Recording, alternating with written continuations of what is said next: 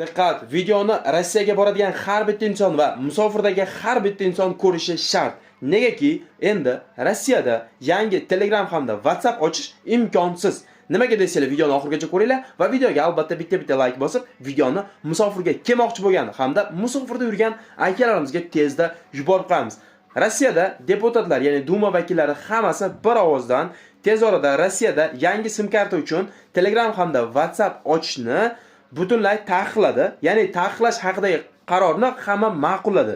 Bu degani endi siz Rossiyada yangi sim karta ochib, ana shu nomerni kiritib, Telegram yoki WhatsApp ochmoqchi bo'lsangiz, sizga endi SMS orqali kod yo bo'lmasam telefon orqali parollar kelmaydi. Shuning uchun iltimos, hali vaqtimiz bor. Tez orada bu qonun kuchga kirishi aniq, chunki ma'qullandi, hamma ma'qulladi. O'shaning uchun vaqtimiz borki, hozir hammaga tarqatib qo'yinglar, hamma ogoh bo'lsin. Endi tezroq Telegram va WhatsAppni o'zingiz uchun uстановка qilib olinglar.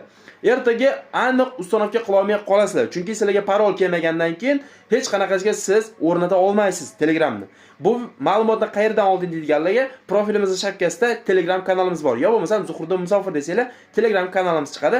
O'sha joyda bu ma'lumotni qayerdan olinganligi haqida to'liq ma'lumotni yozib qo'ygan. Albatta o'tib ko'ringlar va kommentda o'zingizlarning fikrlarini yozib qoldirasiz degan umidaman. Videoni tezroq hamma ko'rish uchun like'larni bosamiz, kommentlarni gumburlatamiz va videoni musofirlarga tezroq yuborib qo'yamiz. Hamma ogoh bo'lsin, tezroq Telegram va WhatsApplarni uстановка qilib olinglar, toki ertaga kechib qolmasin. Albatta bizning kanalimizga obuna bo'lsanglar, mana shunaqa musofirlar uchun noxush xabar va xush xabarlar aynan bizning kanalda birinchi bo'lib chiqadi. Shuning uchun albatta obuna bo'lishni sizlarga tavsiya beraman.